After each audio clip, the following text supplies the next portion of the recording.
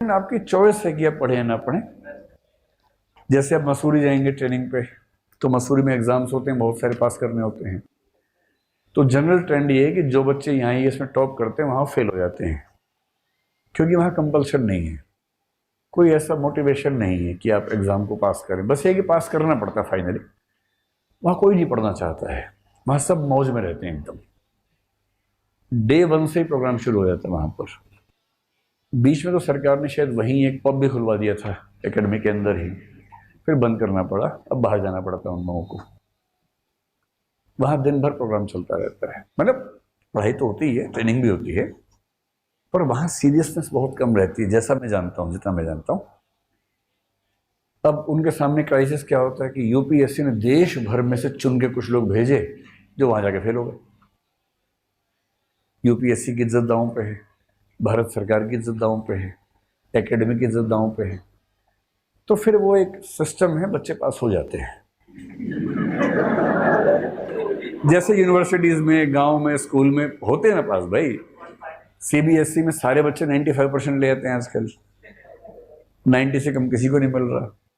एक हमारे पड़ोस का बच्चा फेल होने वाला था, उसका 90+ आ गए। तब से मुझे सीबीएसई भरोसा ही खत्म हो गया है। आजकल तो हर बच्चा कमाल कर रहा है, वो बच्चा नहीं कर रहा है, सिस्टम कर रहा है। तो फिर वहां क्या करता है कि आखिरी दिन एग्जाम से पहले बच्चों को डांटते हैं, ठीक से एग्जाम देना, चलो हो सकता है एक क्वेश्चन आ जाए ऐसे। और क्वेश्चन पेपर के टाइम पे इन्विजिलेटर जो होता है किसी जरूरी काम से चला जाता है बाहर, राम राज्य स्थापित हो जाता है थोड़ी देर के लिए, लोग आपस में मिल के समाजवाद ले आते हैं, सबको बराबर अंक मिले, तो मार्क्स का समाजवाद, कार्ल मार्क्स नहीं, MARKS, वो वाला मार्क्सिज्म एस्टेब्लिश होता है। तो पढ़ना पड़ता है मसूरी में या जहाँ भी आप जाएंगे। अगर IRS में जाएंगे तो नागपुर में पढ़ना पड़ेगा, पढ़ना चाहिए, क्योंकि आप जिस सर्विस में काम करेंगे अगर आप ठीक से नहीं पढ़ेंगे ना, रोज मजाक बनेगा आपका, बड़ा खराब लगता है।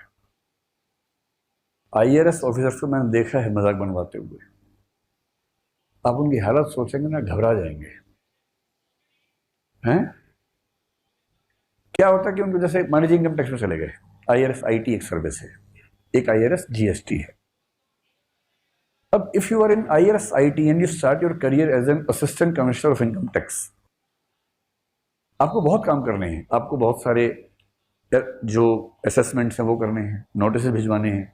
किसी ने इनकम टैक्स ठीक से पे नहीं किया, आप नोटिस भिजवाएंगे, उसका रिप्लाई आएगा, उसको पढ़ेंगे, फिर उस पर काम करेंगे। And you also head a court, आपकी कोर्ट होती है। अगर आपके जूनियर ने, जैसे इनकम टैक्स ऑफिसर ने नोटिस जारी किया, एक पेनल्टी लगा दी है, तो जिससे पेनल्टी लगाई है, this person has the right to file an appeal, and you are the person to जज the appeal, being in the ACTIT or maybe DCIT when you become DCIT after 2 years, that is Deputy Commissioner of Income Tax। आपने income tax act 1961 ठीक से नहीं पढ़ा। Act इतना है, लेकिन उसके इंटरप्रिटेशन और जजमेंट मिला के इतना हो जाता है, 1 बेसिक बुक। और जो यूपीएससी के लिए 50 बुक्स पढ़ता है, उसके लिए एक बुक पढ़ना कौन सी बड़ी बात है, पढ़ ही सकता है, पर नहीं पढ़ते हैं बहुत लोग। फिर क्या होता है, अब सोचिए, आपके ऑफिसर ने एक नोटिस निकाला, जिसपे निकाला उसने केस कर दिया, अपील डाल दी, आप जज बन के बैठे हैं। एक वकील सरकार की तरफ से आपके सामने आया है जो इनकम टैक्स में पारंगत है एकदम, और दूसरा पक्ष एक चार्टर्ड अकाउंटेंट प्लस लॉयर को लाया है जो 30 साल से इनकम टैक्स पे ही काम कर रहा है, वो आपके सामने खड़ा है। वो बोलना शुरू करता है कि sir, if we see section this of income tax act 1961 and the judgment given by Honorable Supreme Court in 1972 with the name of this, 3rd para, 2nd line, आप ऐसे देखते रहते हैं उसमें, अच्छा गुड,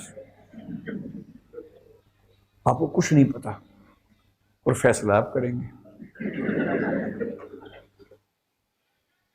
उधर से दूसरा 4 केस बता रहा है, 4 केस लॉज वो बता रहा है, 4 वो बता रहा है। फिर जज साहब क्या होता है, कुछ दिन के बाद ऐसे कहते हैं, अच्छा आपने पढ़ा है वाला, good good good good good, इसने नहीं पढ़ा हुआ है।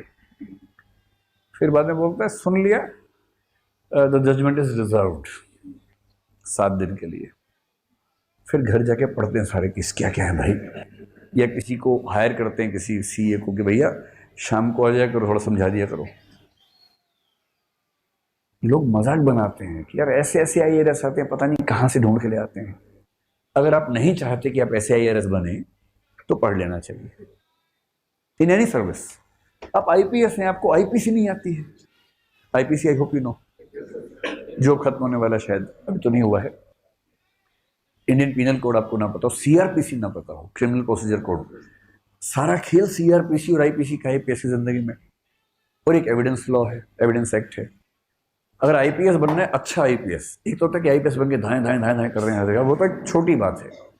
गाड़ी से उतरे, 4 कैमरा मैंने स्लो मोशन रिकॉर्ड करवा रहे हैं और पीछे बैकग्राउंड में गाना लगवाया और चलवा दिया यूट्यूब पे और मस्त हो रहे हैं लाइक्स देख देख के, ये तो बचपना है। अगर आप IPS बने तो फिर इसका मतलब है कि जिस जिले में आप हैं उस जिले में क्रिमिनल की रूह कांपती है। क्रिमिनल्स के व्हाट्सएप ग्रुप पे क्या चल रहा है, भैया इस जिले में नहीं करना है, जिला बदल लो। कोई आपसे IPC की बात करना, टिप्स पे होना चाहिए। कोई बोले सर IPC सेक्शन 380 में जो सेकंड क्लॉज है उसमें ये आपेंगे, थर्ड भी पढ़ लेते।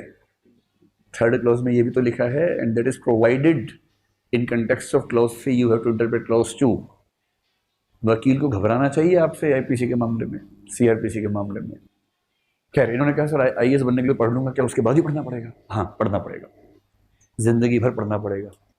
और सरकार जिस मूड में है, जब तक IPC रटोगे IPC हट जाएगा, कुछ नया आ जाएगा, फिर वो पढ़ना पड़ेगा। IAS को ज़्यादा पढ़ना पड़ता है क्योंकि वो IPS को भी एक तरह से अपने अंडर उसको ऑब्जर्व करना होता है कि सब चीज़ ठीक चल रही है।